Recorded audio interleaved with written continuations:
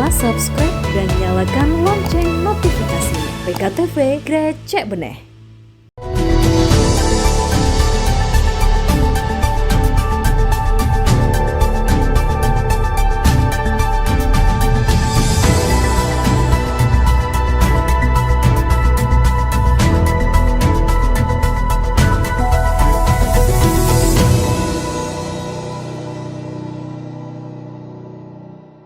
Assalamualaikum warahmatullahi wabarakatuh. Apa kabar Anda pemirsa? Berjumpa kembali bersama saya Rahmat Alita di program Dewan Menyapa.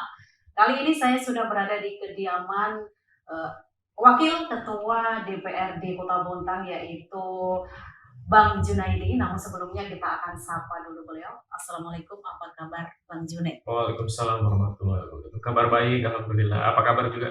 Alhamdulillah Bang. Oke, ini saya janjian sama Bang Junaidi ini sangat-sangat sulit ya, karena sudah dari kapan itu akhirnya menyempatkan waktu. Apa kesibukannya ini Bang? Ya, kesibukannya sama dengan apa yang lalu-lalu juga di DPR, itu saja sebenarnya kesibukan saya. Sebelumnya ya memang pekerjaannya sebagai marketing di sebuah perusahaan ekspor impor hasil laut. Tapi kan ketika kita sudah diberikan jabatan oleh negara sebagai anggota DPR maupun pimpinan DPR, maka kita harus sepenuhnya menjalani tugas tersebut kan, artinya seperti itu. Artinya tugas-tugas lain daripada tugas yang diamanatkan oleh negara itu menjadi pimpinan DPR. Kalau sekarang ya artinya kita laksanakan dengan sepenuh hati. Ada kerjaan lain kita harus tinggalkan seperti itu. Betul.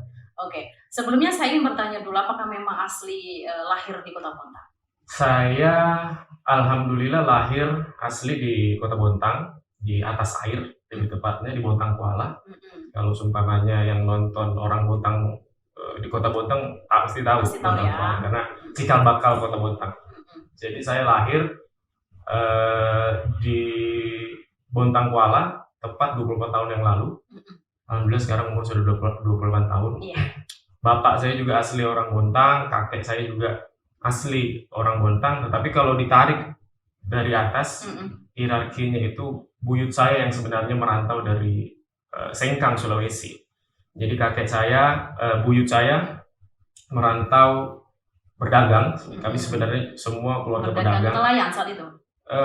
Dia dagang kain dari Sengkang, Sulawesi, merantau ke Kota Bontang untuk berdagang dan memboyong keluarganya semua ke sini. Dan ya lahirlah kakek saya, lahir bapak saya, dan lahir saya, generasi keempat. Tetapi saya tidak tahu di atasnya lagi tuh orang mana, tapi stuck di situ. Jadi saya mau kalau orang tanya saya orang mana, saya orang Bugis, karena kita tuh kan harus tahu kakek kita tuh dari mana. Baru kita bisa bilang ke mereka bahwa kita orang sini. Namun tinggalnya di Bontang Kuala ya? Saya tinggalnya di Bontang Kuala dari kecil sampai umur 26. Kemarin saya tinggal di Bontang Kuala, tapi saya sekarang pindah di Bontang Baru karena ingin belajar hidup mandiri. Artinya hidup sendiri, tidak hidup dengan orang tua. Mandiri itu saat itu di umur 23, 24? Pindahnya saya 26. Di umur 26 tahun ketika sudah menjadi anggota DPR, saya pindah ke... berarti saat ini 26 tahun? Sekarang saya umur 28. Oh, 28 sudah. Saya dilantik pada saat menjadi pimpinan DPR umur 25 tahun. Alhamdulillah menjadi anggota DPRD termuda di DPRD ya? Kota Bontang. Dan mungkin kalau saya tidak salah, pimpinan DPRD termuda se-Kalimantan Timur. Iya, pimpinan DPRD. Oke, baik, berarti di umur 24 mulai mandiri atau 26? 26. Oh, 26 tahun saya mulai pindah dari, artinya ikut orang tua gitu ya. Saya pindah ke rumah sendiri. Oke, baik. Kemudian kalau saya bertanya soal status pendidikan saat itu sampai akhirnya sekarang ini, lulus di mana? Saya sekolah di Kota Bontang di SD 008, lalu pindah di SD 001, lalu saya SMP di Bahrul Ulum, SMA di Bahrul Ulum juga, lalu saya kuliah di 2 tempat di Kota Surabaya. Pertama di Universitas 17 Agustus di Surabaya, lalu di Ubaya. Tapi alhamdulillah tidak ada yang lulus dua-duanya. Jadi saya sampai sekarang ini Tetap sebetulnya bersyukur ya. tetap bersyukur. Hmm. Karena saya punya beranggapan begini. Sebenarnya ketika universitas itu tidak berhasil mendidik orang seperti saya, berarti apa artinya dia kurang mampu untuk mendidik orang seperti saya. Karena saya ini menurut saya bandel. Jadi sebenarnya pada saat itu orientasi saya tuh kerja. Makanya kalau di dunia pendidikan saya sebenarnya malas waktu itu. Jadi kan bapak pengusaha, ibu juga semua bergerak di bidang usaha. Cuman saat itu menginginkan orang tua untuk kuliah ya. Oh iya. Jadi bukan dari diri sendiri. Kalau saya malah maunya kuliah di sini saja sambil usaha. Ya. Tapi orang tua nggak, kata pendidikan nomor 1. Ya makanya artinya saya dari situ saya pindah. Cuman 1-2 tahun saya di Surabaya kuliah. Saya pindah ke Kota Bontang. Artinya melanjutkan usaha bapak bersama-sama jadi marketing di perusahaannya, dan setelah itu lupa kuliahnya, dan alhamdulillah dalam waktu dekat mungkin saya lanjut lagi di Universitas Terbuka di Samarinda. Mungkin nanti masih saya urus semua perpindahannya. Lebih fleksibel juga ya kalau kuliah di tempat seperti itu. Betul. Baik. Kemudian saat itu kenapa memilih, karena sudah namanya jadi pengusaha ya, jadi berdagang itu sudah lumayan lah untuk pendapatan. Kenapa memilih untuk duduk di kursi dewan saat itu? Sebenarnya selain keinginan dari orang tua saya ini sebenarnya suka berorganisasi. Tapi dengan keterbatasan pendidikan yang dia punya, karena zaman dulu kan orang sekolah rakyat aja sudah lumayan kan, artinya gitu. Setara SD lah. Nah, artinya dari keinginan orang tua saya yang menginginkan merubah, artinya ada ideologi dari beliau lah, maksudnya pemikiran dari beliau bahwa sebenarnya kalau kita mau berubah kehidupan masyarakat, maka kita harus masuk ke politik. Kita jadi pengusaha tidak bisa, dia bilang. Kenapa begitu? Karena ketika kita jadi pengusaha, kita nggak akan mungkin membangun jalan seharga 1 miliar, 2 miliar itu pakai uang pribadi, itu nggak bisa. Satu-satunya cara yang bisa kita lakukan saat kita masuk di politik, kita beri itu rekomendasi ke pemerintah kalau kita menjadi anggota DPR, maka kalau redaksi penyampaian kita baik, argumentasi kita baik di DPR, maka tidak ada alasan untuk pemerintah menolak. Kan artinya seperti itu. Artinya satu-satunya cara untuk kita bisa mesejahterakan kehidupan rakyat kan outputnya sebenarnya menginginkan untuk kehidupan masyarakat yang lebih baik. Yaitu masuk di politik. Kan kita nggak mungkin ngasih bantuan masyarakat, ngasih jalan, ngasih lampu yang terang dengan anggaran pribadi ya. Pribadi tidak bisa. Karena bisa, cuman tidak mencukupi ya. Karena kita punya uang artinya itu tugasnya pemerintah, karena kita bayar pajak, semua kita masyarakat. Iya, betul. Tapi kalau kita tidak masuk di politik, memang bisa bermanfaat bagi masyarakat, tapi tidak bisa lebih kuat begitu, tidak besar kontribusinya. Tapi ketika kita di politik dan memiliki idealisme yang tinggi, maka kita bisa bantu masyarakat. Outputnya pasti sejahtera masyarakat. Tapi saat itu kalau dari orang tua sendiri, kenapa punya keinginan untuk membantu masyarakat sampai sedetil itu? Gitu. Apa yang menjadi motivasi orang tua? Karena orang tua kan ya saat itu ya. Karena saya tidak dipungkiri kalau orang bilang, oh ini Haji Mumpung nih, karena orang tuanya artinya salah satu tokoh masyarakat terbesar. Artinya di Kota Bontang lah, karena masyarakat. Saya bilang benar itu benar. Saya mensyukuri itu, mensyukuri privilege itu. Ya. Tapi banyak juga orang-orang yang besar punya anak juga nggak punya kemampuan, artinya untuk kalau kita mau naikkan menjadi seseorang yang bisa memperjuangkan masyarakat di politik banyak kok yang nggak mampu juga. Artinya bukan masalah dia anaknya siapa, tapi anaknya mampu nggak untuk bisa memperjuangkan keinginan dari orang tuanya seperti itu. Kalau saya yang di politik, artinya saya diberikan tugas lah oleh orang tua saya. Walaupun saya memang bersama beliau kerjaannya memang dari dulu untuk membantu masyarakat. Memang beliau orang tua saya memang terkenal suka membantu tanpa pamrih lah, artinya dia senang membantu. Tapi makanya dia berpikir kalau saya bantu begini pakai uang pribadi, ya tidak semua pihak yang bakal bisa dia senangi, karena ya itu seperti saya bilang tadi, uang kan artinya tidak terbatas lah. Tapi kalau kita masuk di politik dengan pemikiran yang baik, dengan idealisme yang tinggi, maka kita bisa rekomendasikan ke pemerintah bahwa ini loh masyarakat yang menginginkan kesejahteraan, ini loh masyarakat yang membutuhkan jalan yang baik di kampungnya dan lain sebagainya, seperti itu.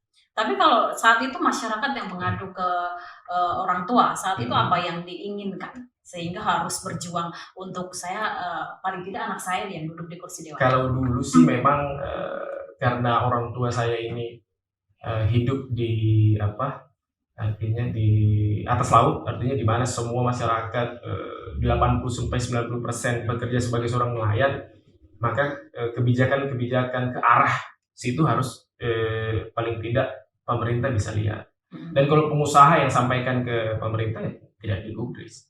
Makanya artinya harus ada cara lain, itu masuk ke politik. Bagaimana kita bisa memperjuangkan masyarakat di pesisir, contohnya seperti nelayan seperti itu. Karena kalau dari pengusaha seperti saya sampaikan tadi tidak bisa. Seperti saya pun artinya kalau ketemu teman-teman nelayan ya keinginannya pasti mereka menginginkan untuk bantuan dari pemerintah karena susahnya hidup di zaman Covid kemarin kan seperti itu. Apalagi BBM naik, inflasi juga naik kan artinya beli BBM tinggi, artinya itu harus disampaikan ke pemerintah. Nah, alhamdulillah saya sampaikan kemarin terkait hal tersebut karena terkait inflasi naiknya bahan bakar minyak dan alhamdulillah disambut oleh pemerintah dengan baik memberikan bantuan langsung tunai kepada masyarakat yang ada di pesisir.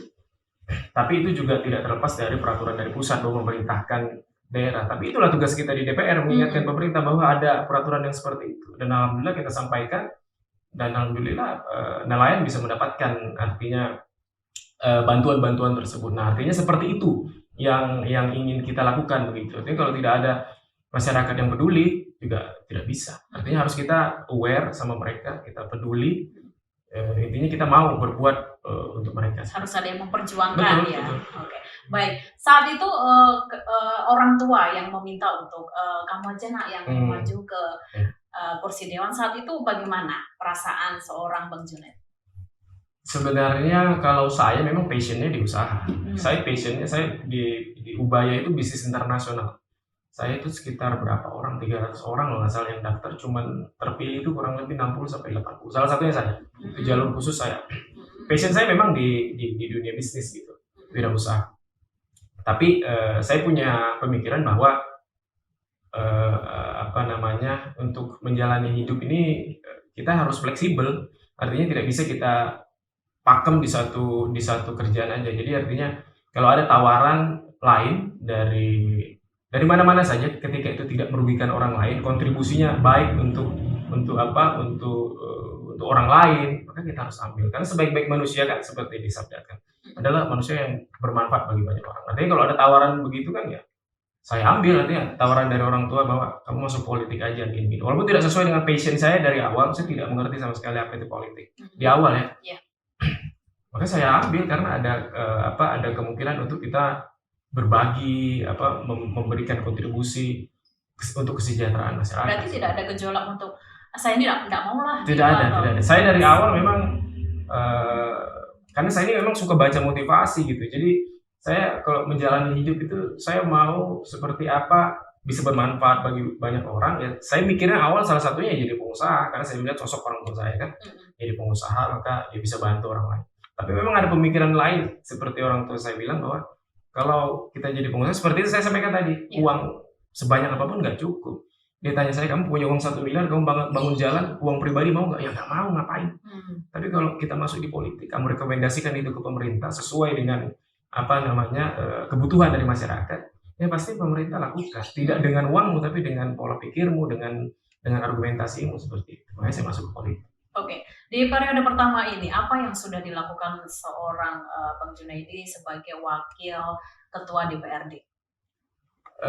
Sebenarnya kami di DPR ditugaskan yaitu tadi. Kalau dari sisi seorang Bang Junet di wilayahnya ini, betul. Terutama yang mensupport saat itu, apa yang sudah dilakukan? Pemilih saya terbanyak itu ada di Bontang Kuala. Artinya tetap saya merekomendasikan pembangunan atau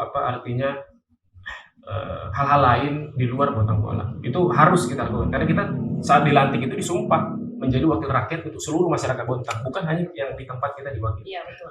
Tapi saya berpikir bahwa Kalau saya duluan memperjuangkan orang lain di luar pemilih saya, maka saya ceroboh juga hitungannya, karena yang pemilih saya banyak di lingkungan Botang Kuala. Makanya sebetulnya saya sampaikan ke teman-teman di Botang Kuala itu, mungkin cuma saya anggota DPR yang sering menyebut nama Botang Kuala di sana, karena saya harus sadar diri bahwa 50% lebih suara saya berada di Botang Kuala. Maka apa keinginan masyarakat ketika itu tidak melanggar hukum dari segi regulasi, maka saya akan perjuangkan semua keinginan dari masyarakat, mulai dari infrastruktur, bantuan untuk masyarakat, bantuan peningkatan SDM, bantuan alat penunjang kerja untuk nelayan, kita lakukan. Dan alhamdulillah pemerintah melihat itu sebagai suatu untung juga, karena pemerintah harus mendapatkan rekomendasi itu dari kita anggota DPR, karena kita anggota DPR yang langsung turun ke masyarakat. Kita diamanatkan undang-undang, melakukan reses setahun 3 kali, serap aspirasi masyarakat.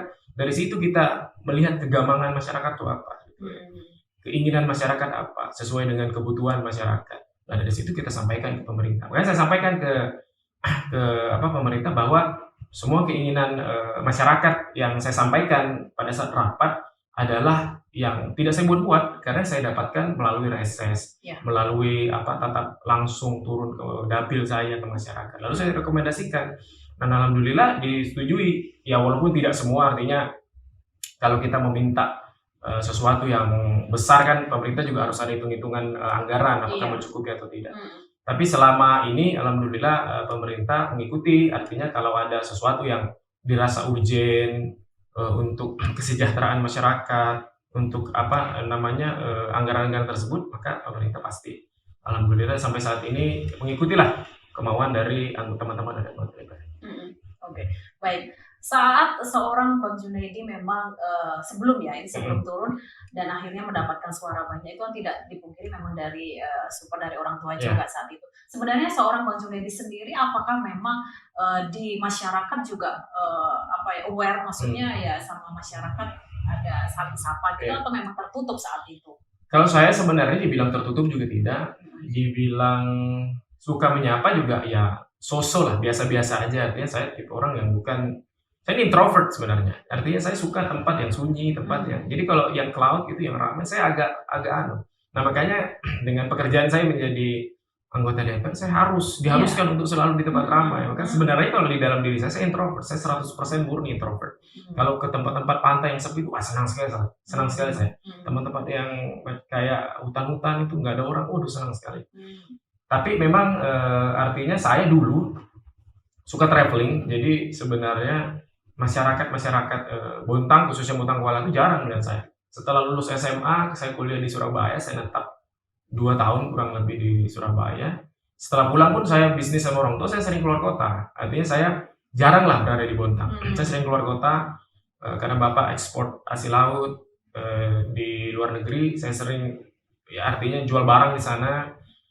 Terus di luar kota juga, di Surabaya, di Makassar. Saya sering netap, karena kalau saya keluar tuh saya 15 hari baru pulang. Makanya saya jarang begitu sebenarnya ketemu sama masyarakat. Tapi ya itu keinginan dari orang tua untuk saya di politik. Tapi saya tidak ada artinya jejak buruk lah di masyarakat bahwa saya begini, saya begitu. Alhamdulillah sampai sekarang. Nah makanya saya ketika masuk ke masyarakat mudah, karena saya tidak punya buruk brand itu. Saya tidak ada brand buruk di masyarakat. Makanya begitu saya datang ke masyarakat, ya alhamdulillah punya privilege yang baik dari orang tua, maka masuk ke masyarakat tidak ada yang menolak gitu. Oke.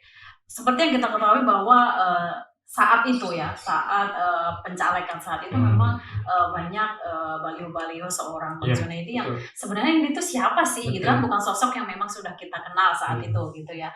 Saat itu apakah memang seorang Bang Junaidi yakin bisa duduk di kursi dewan? Sebenarnya kemarin itu saya nggak bisa jawab nih yakin apa enggak, tapi ada pertanyaan waktu saya nyalek itu dari teman saya ingat sekali. Dia bilang, Bang, katanya, Abang siap nggak kalau seumpamanya nanti tidak terpilih? Nah saya lupa, saya terlalu memikirkan bahwa saya nanti jadi di DPR. Nah saya lupa bahwa kalau saya nggak jadi itu saya harus ngapain. Maka dari situ saya mikir bahwa oh iya sebenarnya kita ini cuman merencanakan, bahwa Tuhan yang menentukan. Kalau Tuhan nggak mau maka kita nggak bisa jadi anggota DPR kan, nanti seperti itu. Tapi saya pada saat pencalekan itu saya sudah siap apapun resikonya. Ketika saya tidak tidak terpilih, maka saya anggap ini sebagai suatu pelajaran. Nantinya saya menghabiskan uang untuk sosialisasi, untuk artinya bikin baliho dan lain sebagainya, saya anggap sebagai uang belajar lah. Nah, saya sudah asosiasikan itu di kepala saya. Jadi artinya walaupun saya tidak terpilih nanti, ya ini saya anggap sebagai sebuah pembelajaran dari Tuhan untuk saya, seperti itu. Tapi ya saya berusaha, artinya kita tetap berusaha berdoa untuk bisa melakukan yang terbaik ya. Karena kan niat kita baik, niat kita untuk mensejahterakan masyarakat. Masa niat kita baik tidak kita berpikir bahwa nanti nggak terpilih, nanti enggak. Kita harus optimis bahwa kita akan terpilih seperti itu. Oke, Bang Juned ini kan ada di partai PKB ya? Saya partai PKB. Oke. Saat itu apakah dari partai sendiri maupun dari lingkungan seorang Bang Juned memang mendukung untuk maju, dan apakah ada problem ataupun kesulitan saat itu?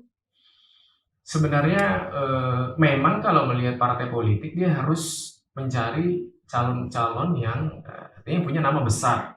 Itu orang-orang yang terpandang lah, paling tidak tokoh masyarakat di kelurahan itu atau di wilayah situ. Karena orang tua saya tidak mau, kan sebenarnya yang pertama didatangi orang tua saya. Orang tua saya nggak bisa karena kan pendidikannya dia artinya masih sekolah rakyat. Paling besar ya Bang Juned? Saya anak ketiga dari 4 saudara. Berarti kakak-kakak saat itu memang tidak ada yang mau? Kakak saya dari tahun 2009 ditawari, 2014 ditawari, nggak mau semua. Kalau saya ambil ya, itu saya bilang tadi, saya penuh motivasi orangnya, apalagi kalau ada pemikiran untuk membantu orang, terus di dalamnya juga kita artinya bisa grow lah di dalam. Kan kita politik ini kalau saya anggap pekerjaan paling susah di dunia, karena kita backgroundnya lain tapi harus mengerti semua background. Kita harus mengerti pendidikan, harus mengerti kesehatan, Ya, harus mengerti semuanya kita harus mengerti. Nah, makanya pekerjaan paling susah ini politik. Karena saya anggap orang yang bekerja di bidang politik ini setelah dia selesai di politik dia bisa kerja bagian apa aja. Karena dia mendalami itu di sana, mendalami semua background di sana seperti itu.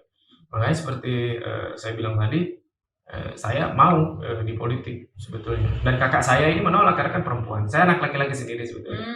Jadi kakak saya menolak 2 kali ditawari. Kan dia bilang saya jadi ibu rumah tangga aja. Ya usaha aja kan. Semua. Berarti awalnya saat itu kakak ya yang ditawari? Kakak pertama saya ditawari, kakak kedua saya ditawari, semua menolak. Pas saya ditawari saya langsung ambil, saya nggak mau nolak. Karena saya cuma artinya ikut sama orang tua kan, artinya di perusahaannya. Iya. Saya ikut jadi marketingnya. Ya, kalau ada tawaran lain, apalagi itu baik, kalau menurut saya, ya saya pasti ambil.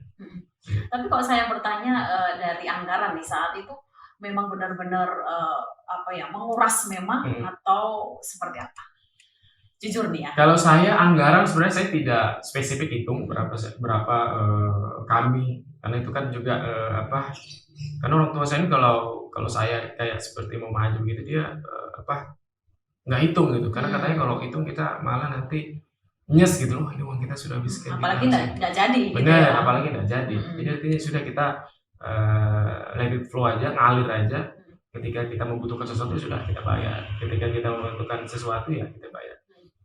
Tapi saya bilang orang tua saya itu nanti, insya Allah ketika saya sudah duduk atau tidak duduk pun saya akan all out ke Bapak untuk membantu Bapak. Artinya uang yang Bapak keluarkan ya saya kerjalah di perusahaan Bapak, saya tanpa minta bayaran apa segala macam, saya murni membantu Bapak di usaha itu. Kayak saya kalau ditanya spesifik anggaran saya nggak tahu karena kita tidak ngitung, kita Cuma cukup aja. banyak gitu ya kalau saya bisa bilang. Ya bisa dibilang seperti itu lah, karena kan kos politik ini tidak murah gitu. Karena kita sosialisasi buat baleho, buat kasih makan orang dan lain sebagainya. Iya.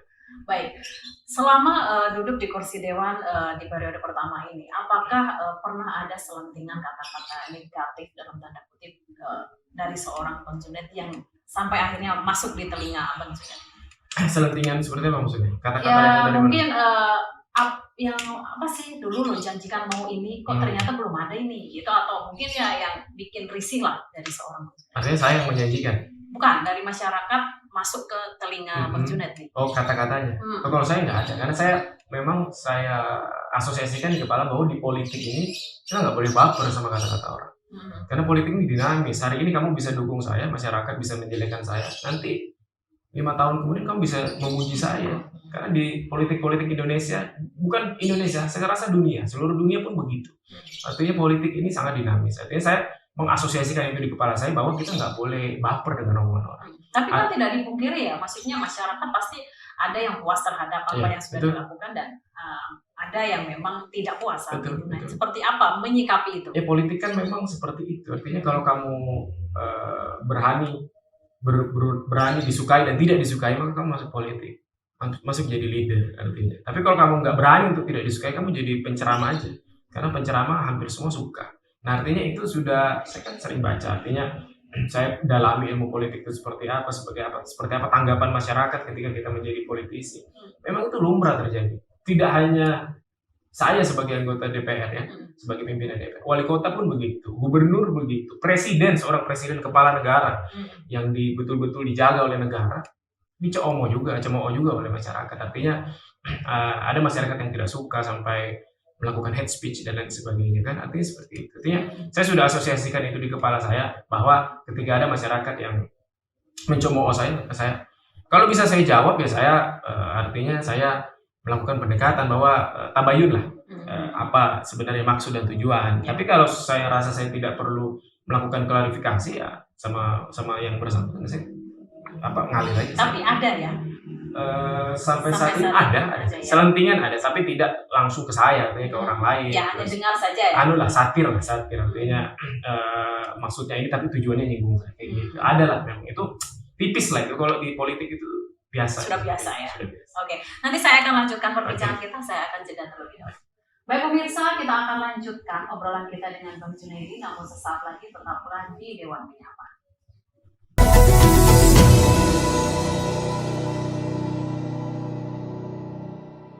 Terima kasih pemirsa Anda masih bersama kami di Dewan Menyapa. Kita lanjutkan perbincangan kita dengan Bang Junaidi.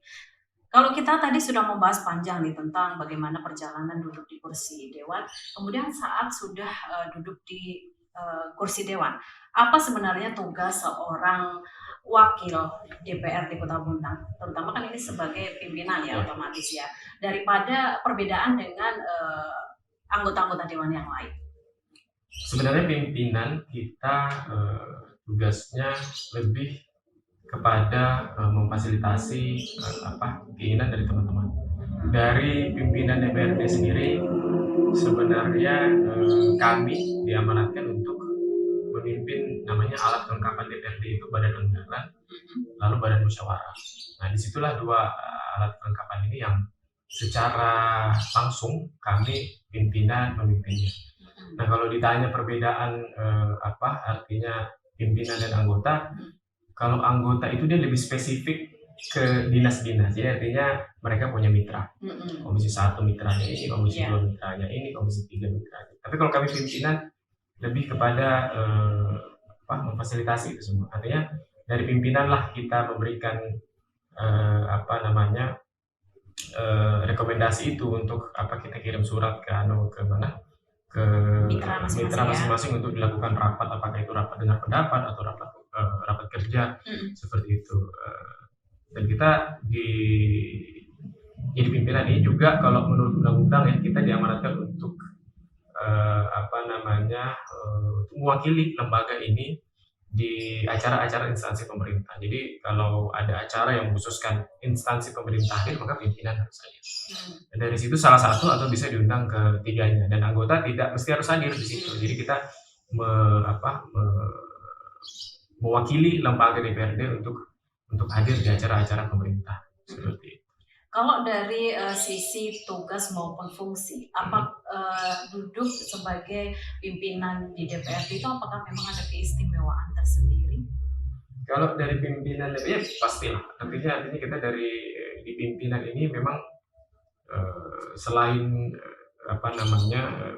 memang punya privilege dari teman-teman anggota. Karena kita di sini bisa memutuskan seperti APBD itu kan kita tiga-tiganya tanda tangan APBD. Artinya pengesahan itu dilakukan tiga-tiga pimpinan DPR. Walaupun keputusan itu diputuskan secara kolektif dan kolegial, artinya bersama-sama tiga pimpinan ini. Tapi memang kalau ditanya apakah memiliki kelebihan di sana, ya pasti kita memiliki privilege itu. Artinya di DPR yang saya sampaikan tadi, selain mewakili lembaga DPR ini di acara pemerintah, kita memiliki kewenangan untuk bisa lebih tinggi lah kewenangannya dari teman-teman komisi, memanggil secara khusus, melakukan memanggil dinas secara khusus, melakukan sidak sendiri tanpa ditemani anggota. Artinya kita bisa memiliki privilege itu dari pimpinan DPR.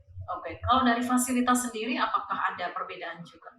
Kalau fasilitas sebenarnya kalau diamanatkan undang-undang ya kita ada perbedaan dari karena kan dari segi tunjangan, kalau gaji kita sama, kalau tunjangan itu kan kita agak sedikit berbeda karena pimpinan DPR itu artinya setara dengan kepala daerah, maka tunjangannya harus sama dengan kepala daerah seperti itu. Jadi dari segi penghasilan dari anggota dari pimpinan pun berbeda kita punya fasilitas begitu. Contohnya seperti negara menjamin kita rumah dinas atau mobil dinas, tapi ketika daerah tersebut tidak memiliki anggaran tersebut maka bisa diberikan tunjangan. Nah seperti itu. Tapi kalau di daerah lain kadang yang ada yang memiliki rumah dinas maka privilege itu diberi oleh pimpinan. Pimpinan memiliki tempat tinggal dinas dan juga mobil dinas. Tapi kalau di Bontang kita tidak ada karena pemerintah tidak adalah membuat untuk dari dulu sebenarnya, dari zaman dulu untuk wakil ketua tidak ada rumah dinas. Oke, peraturan gitu ya untuk lebih ke rumah dinasnya itu memang tidak ada. Iya, memang tidak ada.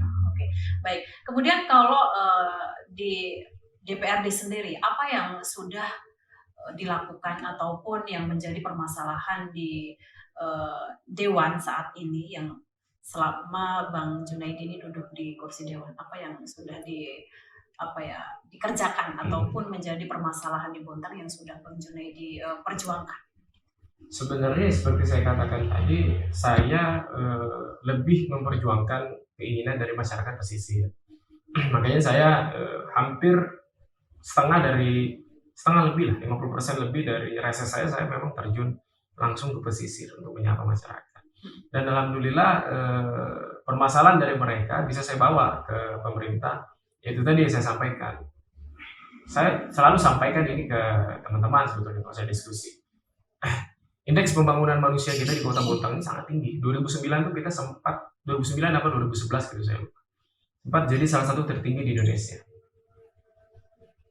Dari indeks pembangunan manusia itu ada 3. Pendidikan, seberapa lama orang tersebut bisa sekolah, kesehatan, seberapa lama orang itu bisa hidup, dan ketiga penghasilan, artinya pendapatan per kapita. Kalau saya lihat Kota Bontang ini dari 2 segi itu seperti pendidikan dan kesehatan tidak ada masalah. Tapi yang masalah justru di pendapatan per kapita. Kita kalau data nasional kita salah satu tertinggi di Indonesia. Kita sempat tertinggi mengalahkan seluruh kabupaten kota yang ada di Indonesia. Kalau saya hitung dulu itu datanya sekitar 30 juta rupiah per bulan. Itu pendapatan per kapita. Setara dengan masyarakat di Belanda sana. Setara sebenarnya. Tapi apa yang kita rasakan di Bontang? Tidak ada. Itu karena apa? Karena orang-orang yang bekerja di perusahaan. Artinya dia punya penghasilan tinggi, punya sumber daya alam tinggi, maka diakumulasi bahwa kita pendapatan per kapita yang tinggi. Tapi orang-orang yang hidup di pesisir tidak ada. Zamannya saya research data itu, jangankan 30 juta, ada 2-3 juta aja sudah bersyukur sekali mereka. Saking susahnya mendapatkan artinya penghasilan. Nah, makanya dari situ saya sampaikan ke pemerintah bahwa data ini data yang tidak benar sebetulnya. Kalau masyarakat, kalau Indonesia secara umum memandang kita di Kota Bontang sebagai kota yang kaya, ya kita harus lihat sudut pandang lain. Artinya sudut pandang lain kita lihat bahwa ada masyarakat di pesisir yang tidak sama seperti apa yang dikatakan data tersebut. Makanya itu saya perjuangkan ke pemerintah. Peningkatan SDM mereka harus kita tingkatkan. Alat penunjang kerja mereka yang selama ini sering kesulitan, artinya hanya punya alat penunjang kerja 1 atau 2, artinya kalau rusak mereka tidak bisa melaut. Itu yang harus kita pikirkan. Nah, makanya dari saya menjabat menjadi anggota DPR, pimpinan DPR saat itu, saya sampaikan ke pemerintah. Dan alhamdulillah banyak pemerintah bantu untuk masyarakat pesisir. Dan saya bersyukur tidak hanya di Bontang Kuala yang dibantu. Saya rekomendasikan di tempat-tempat lain seperti di Bontang Selatan, di Gusung, itu sudah alhamdulillah pemerintah aware. Ya apa? Karena kita rekomendasikan itu. Kalau tidak ada wakil rakyat yang langsung terjun, yang paham, mengerti terkait hal ini yang saya sampaikan tadi, maka pemerintah juga tidak mau realisasi, karena argumentasi kan penting juga. Pemerintah juga harus melihat seberapa logik penyampaian argumentasi dari kita untuk mengeluarkan anggaran, kan artinya pemerintah kan juga punya visi misi yang harus dia selaraskan. Tapi kalau saya rasa argumentasi kita kuat, logis, ya pemerintah tidak ada alasan lain untuk tidak tidak menyetujui, pasti dia harus setujui. Kalau dari bantuannya sendiri saat itu, kalau ingin meningkatkan pendapatan per kapita, terutama di pesisir saat itu, apakah hanya dengan bantuan-bantuan peralatan atau memang ada bantuan langsung tunai yang memang diberikan per bulannya gitu dengan aspirasinya seorang Bang Juni? Kalau saya melihat, tentu sebenarnya yang paling mengena kalau mau cepat outputnya kita beri alat penunjang kerja. Karena saya terjun sendiri ke masyarakat bahwa melihat fasilitas mereka itu sangat kurang sekali. Sangat kurang. Artinya kalau kita melihat perahu mereka sering tambal sulam, artinya tambal lagi nanti bocor, tambal lagi. Terus mesin mereka yang harus dimodif dulu, harus diutak-atik dulu baru bisa nyala. Artinya ini kan pemerintah harus lihat ini, bahwa kita semua sama lah. Di Indonesia ini kita semua sama, kita semua bayar pajak. Walaupun ada yang bayar pajak lebih mahal, ada bayar pajak yang artinya yang tidak besar lah, seperti pajak penghasilan teman-teman yang ada di Botangkuala. Tapi pada intinya ya kita harus tidak membeda-bedakan, kita semua membayar pajak. Artinya itu harus pemerintah berikan mereka gitu, kebutuhan mereka. Makanya saya sampaikan ke pemerintah seperti yang saya sampaikan tadi, bahwa itu loh keinginan dari masyarakat. Saya lihat bahwa masyarakat kesulitan untuk mencari penghasilan, kesulitan untuk mencari nafkah, artinya dari fasilitasnya tidak mendukung, maka pemerintah berikan. Selain itu juga peningkatan SDM juga perlu dilakukan, karena cara menangkap ikan ini di setiap negara sebenarnya beda. Kalau ada negara yang merusak lingkungan, ada negara yang artinya bagus, tidak merusak lingkungan. Peningkatan SDM seperti itu yang kita harus lakukan. Artinya alhamdulillah pemerintah aware juga terhadap itu.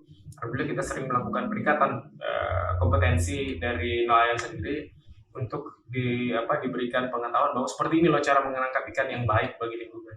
Begini loh cara menangkap ikan yang kiranya kalau anak cucu kita menjadi nelayan atau menjadi pengusaha besar di bidang perikanan, dia akan mendapatkan hasil yang banyak karena kita tidak merusak lingkungan. Artinya seperti itu. Alhamdulillah pemerintah lakukan, dan ya saya tidak tahu lah datanya, karena kan data itu per 1 tahun atau per 5 tahun sekali baru kita tahu bahwa pendapatan per kapitanya naik apakah turun gitu. Tapi nanti pasti saya akan lakukan riset itu sendiri, apakah selama saya menjadi anggota DPR ini apakah ada perubahan bagi masyarakat yang saya wakilkan atau tidak. Kalau tidak ya berarti ada yang salah yang saya lakukan selama ini, seperti itu. Tapi sejauh ini dengan kasat mata aja, apakah memang ada timbal baliknya sudah terlihat gitu? Tentu, artinya kalau dari yang saya lihat mereka happy. Saya kadang kan suka mancing juga, saya ke laut kadang.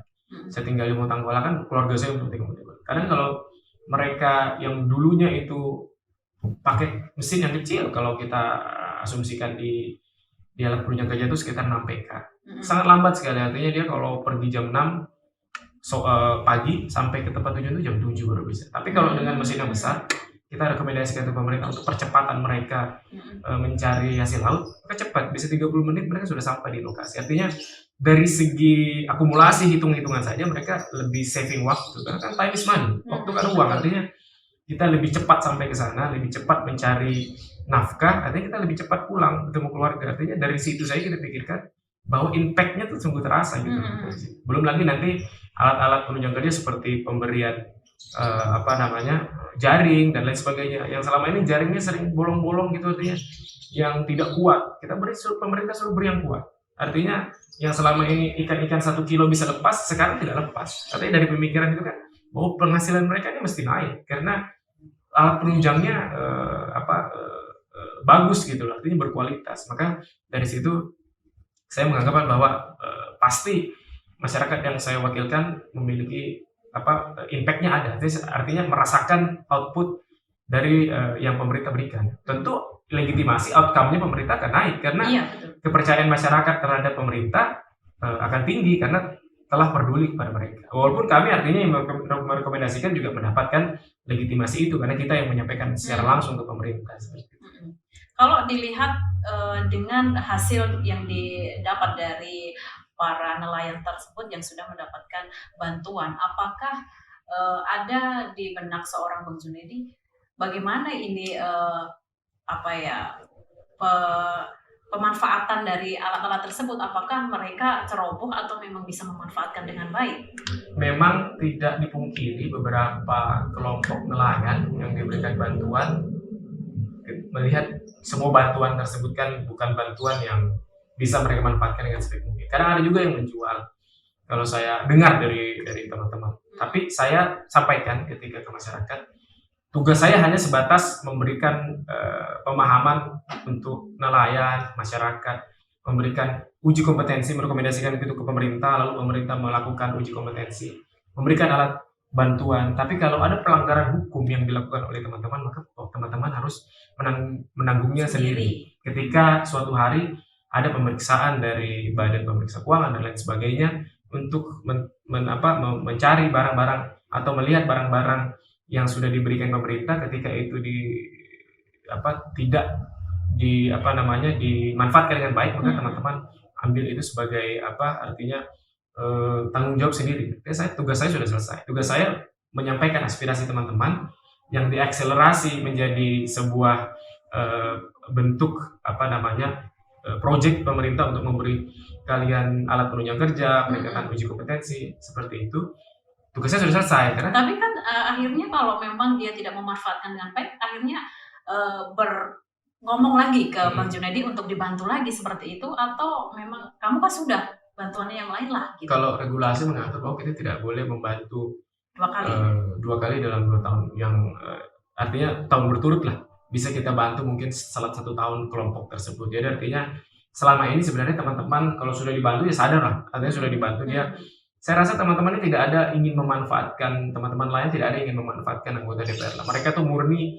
Tapi sejauh ini tidak ada ya? Tidak ada, artinya mereka murni ini keresahan mereka, tolong sampaikan ke pemerintah. Ketika itu sudah dilakukan maka mereka puas, artinya tidak ada lagi datang saya meminta ini. Saya rasa mereka artinya komit lah dengan yang mereka katakan. Kalau sudah diberi bantuan ya alhamdulillah mereka. Toh kalau ada keresahan lain seperti lingkungan yang seperti ini, itu kan hal yang lain, artinya kita diskusikan itu dengan pemerintah di bidang lain gitu. Tapi kalau untuk bantuan seperti itu ya mereka nggak ada yang greedy minta 2 kali itu nggak ada ya. Oke. Baik, jika saya menilik di sebuah pemerintahan di Kota Bontang saat ini, apakah menurut Bang Junedi sebagai pimpinan di DPRD Kota Bontang merasa ada sesuatu ataupun hal-hal yang memang masih harus diperbaiki, atau memang Bontang ini ya memang sudah bagus saja di pemerintahannya? Sebagai anggota DPRD sebenarnya kita diamanatkan oleh undang-undang itu untuk paling tidak melakukan pengawasan terhadap pemerintah. Tapi kalau saya secara pribadi melihat bahwa pemerintah sudah on the track. Semua permasalahan yang diinginkan masyarakat sampai di telinga pemerintah lalu akan pasti ditindaklanjuti. Contoh seperti banjir. Banjir ini kan saya sudah sampaikan ke pemerintah bahwa banjir di Kota Bontang ini tidak bisa kita selesaikan secara parsial, artinya satu-satu gitu. Seperti kita bangun turap dulu, tidak bisa. Makanya saya sampaikan ke pemerintah bahwa ide master plan ini sangat cantik sekali menurut saya. Karena ide master plan ini merencanakan bagaimana mengakselerasi air dari hulu ke hilir. Kalau kita cuma perbaiki di hilir, maka di hulu kita tidak tahu seperti apa akselerasi itu. Maka ini harus terkoneksi. Makanya saya sampaikan ke pemerintah pada saat itu, pada saat rapat, betul ini yang dilakukan pemerintah. Maka DPR harus melakukan pengawasan terhadap implementasi dari master plan itu. Sampai sekarang pemerintah sudah hampir menyelesaikan, kalau tidak salah 80% terkait master plan. Nah dari situ kita bisa, anggota DPR bisa betul-betul mengawasi implementasinya begitu. Kita tidak mau lagi. Selama ini kan teman-teman di DPR meminta anggaran untuk banjir sekitar 10% dari APBD. Kalau menurut saya kurang sepakat dengan hal itu. Saya lebih setuju bahwa 10% itu dibuat apa? Uang itu dibuat apa? Tapi kalau 10% dibuat beli serok, dibuat beli artinya alat-alat yang justru kontribusinya tidak ada untuk melakukan percepatan akselerasi itu dari hulu ke hilir.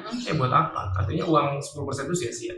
Tapi dengan adanya master plan banjir ini ketahuan air itu seperti apa ketika dia dipercepat dari hulu ke hilir. Nah, makanya saya sampaikan ke teman-teman, saya sampaikan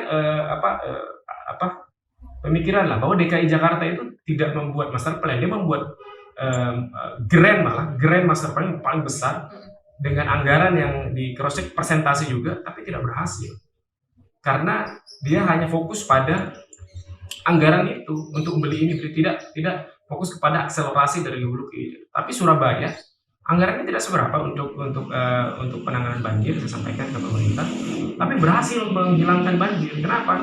Karena yang dia fokuskan adalah bagaimana mengakselerasi air itu cepat dari hulu ke hilir itu supaya hilang. Saya di Surabaya tahun 2011 kuliah, banjir itu 2 hari baru hilang di Tenggilis Mejoyo. Kalau ada penonton mungkin orang Surabaya paham itu. 2011 saya tinggal di sana, 2 hari baru surut. Kemarin saya sebelum masuk politik, saya melakukan kursus public speaking di sana, pendalaman terkait politik sekitar 6 bulan. Saya tinggal di tempat yang sama, banjir, tapi 3 jam surut. Saya browsing, ternyata ada kebijakan dari pemerintah, bukan masalah anggaran, bukan, tapi lebih spesifik seperti apa pemerintah bisa mengakselerasi air itu cepat turun. Bukan masalah anggaran ini. Makanya saya bilang dengan adanya master plan ini sangat cantik sekali. Nanti di situ baru kita dalami bahwa spot-spot mana dari master plan itu yang bisa kita berikan anggaran untuk bisa mempercepat akselerasi itu dari air dari hulu ke hilir seperti itu.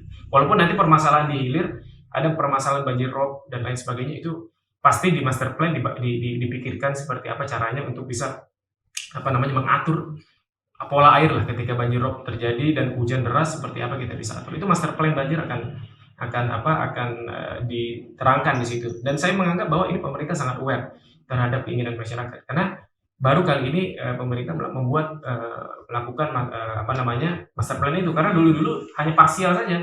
Jadi dulu pemerintah melakukan penguatan tebing sungai, melakukan, dan tidak selesai banjir. Tapi dengan master plan ini saya harap kemungkinan, kalau kemarin saya sampaikan di pemerintah belum siap lagi, dia masih 80%, insya Allah tahun depan kita ingin melihat pemerintah ingin mempresentasikan ke DPRD, lalu setelah itu implementasi anggarannya tentang master plan itu ya? Iya, di perubahan atau di murni tahun 2024 bisa kita berikan. Mudah-mudahan rencana ini berjalan dengan baik sehingga banjir di Kota Bontang akan bisa cepat terselesaikan. Oke, tapi kan Bang Junaid tadi bilang bahwa bukan permasalahan anggaran, cuman sebuah master plan itu kan juga membutuhkan anggaran untuk diimplementasikan memang. Tapi saya melihat kan begini, selama ini kita di DPR ingin lebih spesifik 10%, tapi kita tidak lebih spesifik apa yang kita buat di 10% itu. Kan seperti itu. Oh, jadi selama ini 10% itu belum tahu untuk belum apa? Tahu apa. Artinya teman-teman dari periode lalu membuat suatu keputusan 10%. 10% itu harus fokus di penanganan banjir. Tapi selama ini pemerintah melakukan 10% itu ya hanya beli sero, beli tong sampah. Untuk kan kalau tong sampah kan membuang sampah ke tong itu kan artinya sebagai bentuk penyelesaian banjir juga. Tapi kan itu tidak bisa cepat mengakselerasi. Anggaran itu ternyata untuk membeli itu. Untuk membeli itu. Oh. Untuk membeli itu juga, untuk perbaikan turap sungai juga. Artinya, kalau itu masuk ya kalau untuk turap. Tapi ya seperti saya sampaikan tadi, menyelesaikan banjir di Kota Bontang ini tidak bisa secara parsial, satu-satu nggak bisa.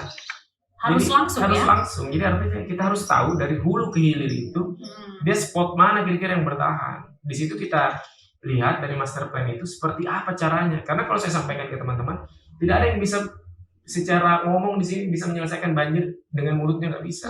Ini harus orang pinter, harus orang yang kuliah, belajar di mana kan ada lulusannya ini terkait infrastruktur seperti itu. Bagaimana caranya kita mengakselerasi air itu ada. Kalau kita ini saya pengusaha nggak tahu masalah itu. Makanya saya bilang kita nggak usah bicara banyak, tunggu master plan aja. Dari situ baru kita dalami anggaran mana yang kita anggarkan untuk dari daerah. Tapi ada target nggak sih master plan itu harus jadi kapan? Kalau targetnya sih tahun ini, jadi kemarin sudah saya sampaikan pada saat rapat Badan Anggaran bersama tim anggaran pemerintah daerah, apakah anggaran itu sudah kita masukkan di tahun depan? Ternyata belum, karena kan kita mesti harus menunggu master plan ini. Kita tidak boleh terburu-buru. untuk menganggarkan. Nanti takut uang rakyat, ini uang rakyat, bukan sedikit ini. Iya. Kalau 10% dari APBD aja sudah seratusan miliar. Kita nggak mau, artinya uang itu terbuang sia-sia. Makanya bagus juga yang disampaikan oleh pemerintah, kita tidak mau terburu-buru, artinya nanti di tahun depan ada pergeseran anggaran atau perubahan anggaran, baru kita betul-betul fokuskan untuk penanganan banjir di situ. Tapi masalahnya kalau kita tidak terburu-buru juga jadi terlalu bertele-tele, tidak seperti itu? Sebenarnya kita tarik lagi,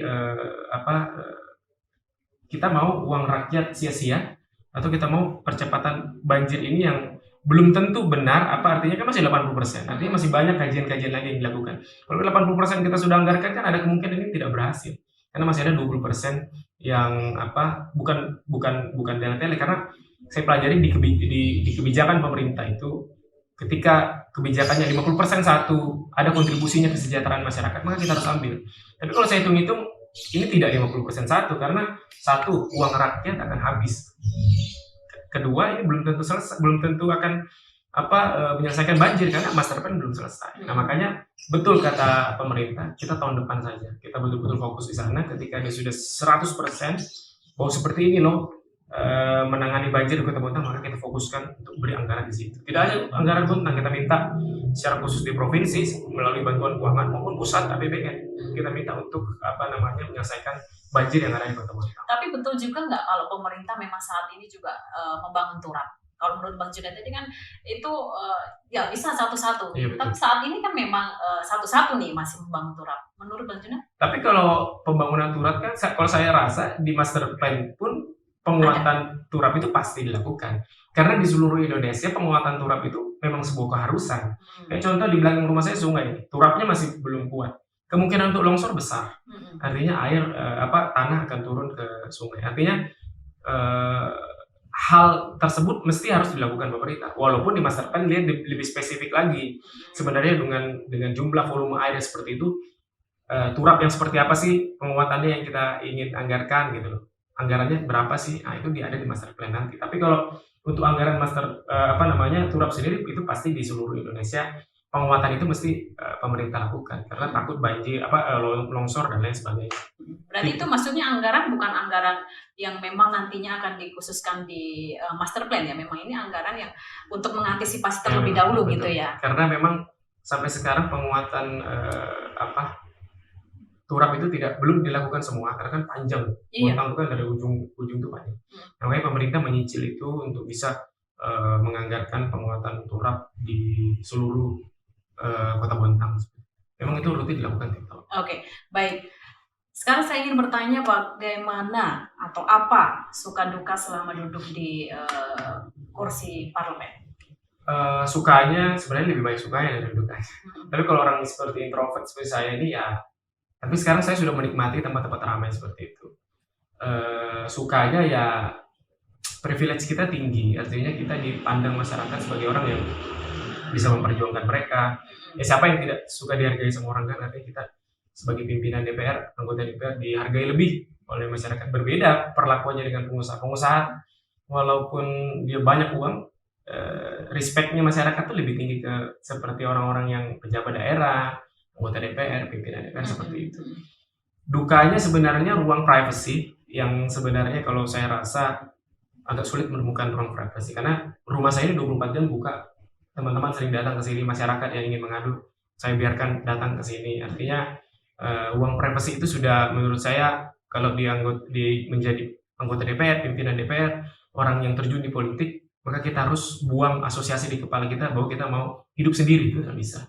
Maka kita harus buka pemikiran, begini loh kerjaannya sebagai politisi, sebagai anggota DPR, sebagai pimpinan DPR. Ruang privacy itu sama sekali tidak ada sudah. Bukan tidak ada, kecil lah. Artinya saya pun keluar kota lah, baru merasakan ruang privacy. Tapi kalau di Bontang saya serap aspirasi. Karena kita kan di DPR ini turun menyapa masyarakat itu sebenarnya sudah termasuk kerja juga. Karena kita kan wakil rakyat, mewakili kemauan mereka. Seperti itu sebenarnya. Cuman kalau di rumah memang ada pembatasan? Kalau di rumah saya kalau Senin Selasa kan saya kadang kerja, Rabu Kamis Jumat kadang saya free. Nah, weekend ini kadang saya datang ke dapil saya, diskusi sama teman-teman di sana. kadang silaturahmi juga. Tapi kadang saya belum aja nggak ngapa-ngapain, baca buku. Kadang ada teman-teman yang ingin datang cerita-cerita, diskusi terkait permasalahan yang ada, kadang kita terima juga.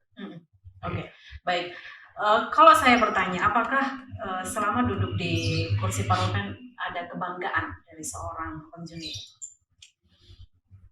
Sebenarnya kalau rasa bangga ya pasti kita bangga. Kalau saya pribadi sebenarnya saya tidak begitu senang lah kalau merasa privilege tinggi sebenarnya. Karena kan kalau saya ini merasa dihargai lebih itu agak risih sebenarnya.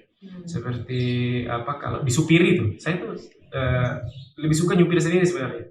Tapi kan kadang terlalu banyaknya agenda kita sehingga kalau kita nyupir sendiri juga kadang minusnya banyak gitu. Apalagi kita parkir mobil dulu kalau ada tempat acara, protokol sudah menunggu, masa kita harus parkir baru kita datang, kan artinya kita diberikan kewenangan lah privilege itu dari negara bahwa ini kamu punya protokol, kamu ya artinya saya harus membiasakan diri lah dengan hal yang seperti itu. Tapi kalau ditanya pribadi saya merasa bangga, ya saya bangga, tapi saya tidak menjadikan itu sebagai suatu yang show off gitu, kesombongan saya untuk mempertunjukkan ke masyarakat bahwa saya punya privilege ini loh. Saya malah nggak suka. Saya malah lebih suka duduk di emperan sama teman-teman, maka saya lebih senang begitu karena saya menganggap diri saya politik ini jabatan 5 tahun. Kalau Allah mau cabut kita punya jabatan, maka selesai kita. Artinya kita menjadi masyarakat biasa. Jangankan saya, presiden pun seperti itu. Artinya presiden kalau sudah tidak menjabat sebagai presiden jadi masyarakat biasa. Walaupun privilege itu sampai mati kalau seorang presiden ya, artinya masih tetap dijaga oleh pas pampres. Tapi kalau kita anggota DPR di seluruh Indonesia ada 22.000, banyak kita ini. Ya walaupun pimpinan saya itu kurang lebih sekitar 300 orang, 350 orang. Tapi ya ini jabatan 5 tahun sekali. Makanya kalau orang tanya kadang di luar yang tidak kenal saya, kerjaannya apa, saya wira swasta, saya usaha. Walaupun usaha masih usaha orang tua saya. Karena kalau saya bilang saya anggota DPR, pimpinan DPR, kalau 5 tahun lagi saya ketemu dia terus Allah cabut jabatan itu di saya mau bilang apa? Oh kamu masih kan saya nggak bisa jawab. Artinya saya asosiasikan di kepala saya bahwa ini saya seperti kontrak lah di politik ini, bukan pekerjaan tetap saya.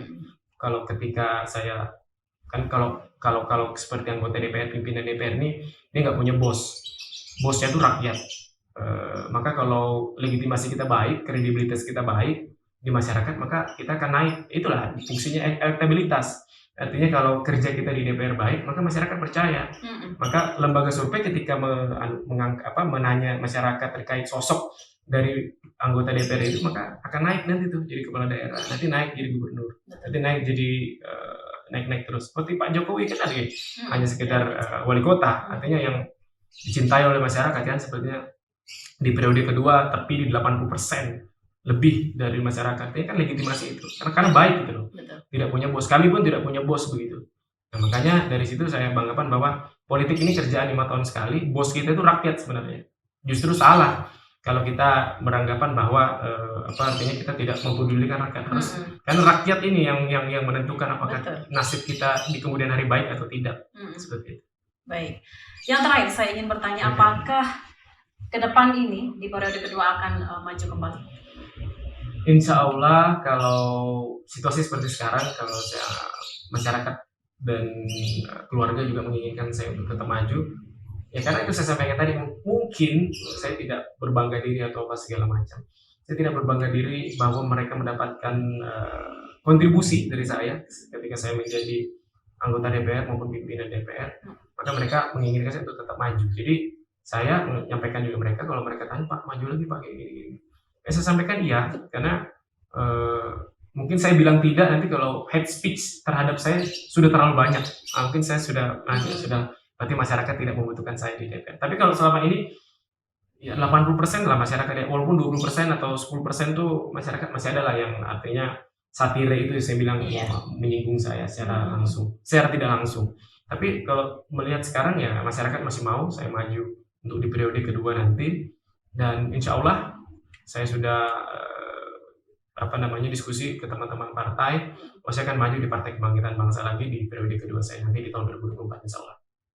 Oke, baik. Targetnya apakah akan jadi pimpinan kembali atau yang penting duduk di kursi dewan aja? Saya tidak muluk-muluk. Dulu waktu saya calon anggota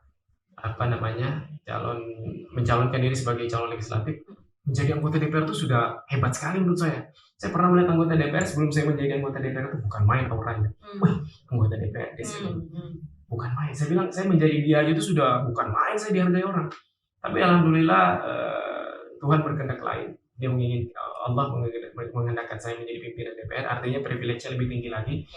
Dan saya tidak muluk-muluk, sama seperti periode lalu, saya tetap caleg, saya tidak pikir mau jadi ketua, mau jadi wakil ketua lagi, saya hanya mau duduk saja untuk memperjuangkan masyarakat. Toh ketika jabatan itu masih menghampiri saya terima. Toh kalau tidak